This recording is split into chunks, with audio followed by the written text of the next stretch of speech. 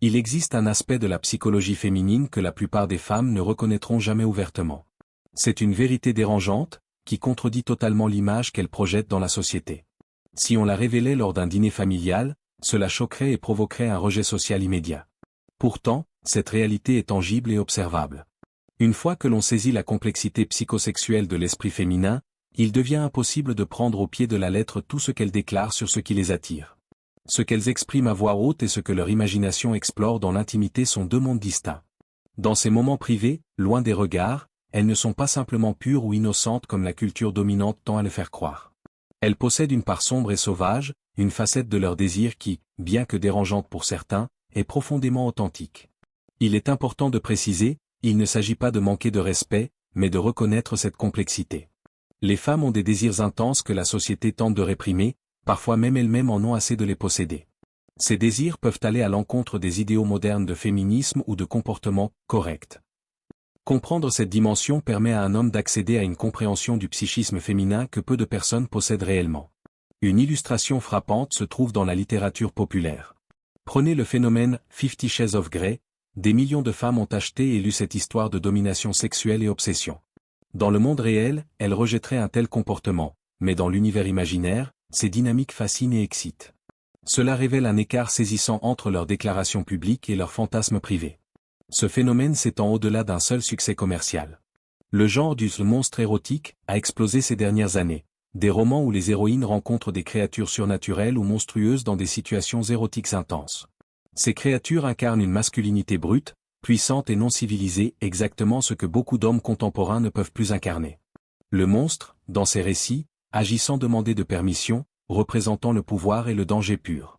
Et dans ces récits, les femmes fantasment librement sur cette domination, sans jamais l'admettre publiquement. Machiavel avait parfaitement saisi cette idée de l'apparence versus la réalité. Ce que les gens montrent au monde est souvent un théâtre, mais la vérité se révèle dans ce qu'ils font lorsqu'ils croient être seuls. Dans le contexte féminin, leur lecture, leurs fantasmes et même leur consommation de contenu adulte exposent des désirs profonds qui contredisent leur image publique. Les données confirment ce phénomène. Le nombre de femmes consommant du contenu pornographique a fortement augmenté, représentant désormais près d'un tiers de l'audience mondiale. Les catégories les plus populaires révèlent des tendances surprenantes: BDSM, soumission, humiliation, exactement ce que ces femmes ne déclareraient jamais vouloir dans la vie réelle. Cela démontre qu'il existe deux versions d'une même personne. La femme publique, qui défend l'égalité et le respect, et la femme privée, qui explore un univers de désir et de domination.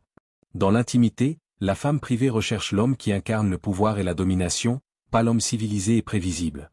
La dualité se manifeste dans le mythe de la Belle et la Bête. Elle est attirée non pas malgré la sauvagerie de la bête, mais précisément à cause de celle-ci. La transformation en prince charmant ne se produit qu'après qu'elle ait été conquise par la bête. La séduction initiale repose sur la puissance brute, non sur la douceur. Dans la vie réelle, ce schéma se répète. Les femmes sont souvent fascinées par l'homme dangereux, celui qui active cette part primitive et instinctive. Une fois domestiquée ou transformée en partenaire stable et prévisible, l'attirance décline, car le mystère et le danger disparaissent. Machiavel l'avait observé sous un autre angle, le peuple n'est jamais satisfait de ce qu'il obtient et désire toujours davantage. La même logique s'applique aux relations intimes. La clé est la compréhension subtile, les femmes désirent l'expérience de la domination, mais pas le danger réel. Elles veulent ressentir la puissance et la virilité brute, mais dans un cadre sûr, où elles peuvent explorer ces émotions sans conséquence. Cela demande une intelligence émotionnelle raffinée, la capacité de naviguer entre intensité et sécurité, entre domination et respect. Un homme qui maîtrise cette dynamique lit les signes corporels plutôt que les paroles, comprend quand être ferme et quand se retirer, et sait activer des réponses émotionnelles profondes. Les femmes se souviennent moins des mots prononcés que des émotions ressenties, de la tension, de la puissance et du désir intense. Celles qui ressentent cette intensité garderont ces hommes dans leur mémoire, bien au-delà de tout manquement aux normes sociales. Enfin, il existe une dimension encore plus profonde, les fantasmes de non-consentement. Cela ne signifie pas un acte réel de violence, mais une exploration psychologique de la soumission et du contrôle, où elle peut se donner totalement tout en restant protégée par la fiction. Dans ce cadre, elle choisit l'homme dominant, mais n'assume pas la culpabilité associée à son propre désir de soumission. En comprenant ces mécanismes, un homme peut naviguer intelligemment entre puissance et respect, intensité et sécurité, et accéder à une compréhension de la psyché féminine que peu de personnes atteignent. L'homme qui comprend réellement cette dynamique sait distinguer la fantaisie de la réalité, et surtout comment recréer la sensation de ces fantasmes dans un cadre sûr et consensuel. Il ouvre un espace dans la psyché féminine qui devient presque addictif, car il permet à la femme d'explorer sa part sombre, sa version privée, sans honte ni jugement.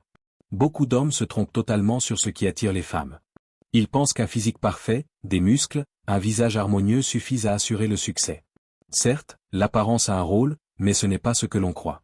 Les femmes ne sont pas intéressées par la beauté en elles-mêmes, elles perçoivent ce qu'elle reflète, votre génétique, votre virilité, votre capacité à protéger et à subvenir à vos besoins. Voici le secret que peu d'hommes saisissent. Même si votre physique n'est pas conventionnel, vous pouvez activer les mêmes circuits psychologiques. Une masculinité authentique, une énergie contrôlée et une présence qui ne cherche pas à se faire remarquer suffisent à créer une attraction viscérale. Certaines femmes, celles qui accèdent à leur femme privée et qui ne sont pas entièrement conditionnées par la validation sociale, ressentiront cela profondément. Elles percevront en vous quelque chose que l'homme beau mais prévisible ne peut jamais offrir. Il existe donc deux types d'attractivité. La première est publique, celle que les femmes montrent à leur entourage, le succès, l'apparence, les signes extérieurs de statut. La seconde est viscérale, celle qui les stimule dans leur intimité, qui déclenche des réponses corporelles primitives et instinctives. L'homme exhibitionniste séduit socialement, mais l'homme viscéral éveille une excitation intérieure que rien ne peut remplacer. Souvent, les femmes choisissent publiquement le premier, tout en fantasmant en privé sur le second. Cette dualité crée une tension entre les désirs sociaux et biologiques. Machiavel l'exprimait clairement, le prince doit parfois dépasser les notions de vertu quand la situation l'exige.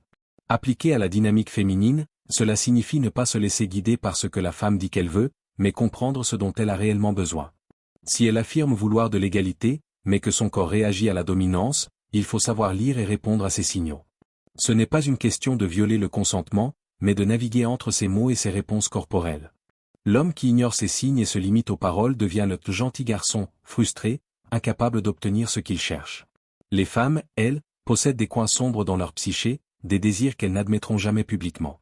Comprendre cela sans juger, sans exploiter, et savoir agir avec intelligence émotionnelle, donne accès à une intimité et une dévotion que la plupart des hommes ne connaîtront jamais. Ce type d'homme offre à la femme la possibilité d'être pleinement elle-même, sans masque social, sans performance imposée. Il accepte sa part primitive, sombre et sexuelle. Et cette liberté, cette reconnaissance de toutes les facettes de son être, est plus précieuse que n'importe quel geste romantique ou cadeau matériel. Si ces vérités résonnent, il est temps d'agir. Montrer son engagement à voir la réalité telle qu'elle est, et non telle que la société veut qu'elle soit, est le premier pas. Partager cette compréhension avec un autre homme qui a besoin de l'entendre, s'abonner pour explorer des niveaux encore plus profonds de la psychologie féminine, sont autant de moyens de s'élever et de naviguer les relations avec conscience et intelligence. Mystère Prédictif vous propose d'aller au-delà des illusions sociales et d'accéder à la compréhension de ces dynamiques intimes, pour que vous puissiez réellement comprendre et interagir avec la femme dans sa totalité, sa femme publique et sa femme privée, son intellect et ses désirs instinctifs. L'occasion d'agir est maintenant. Soyez cet homme capable de percevoir, de comprendre et de respecter ses profondeurs.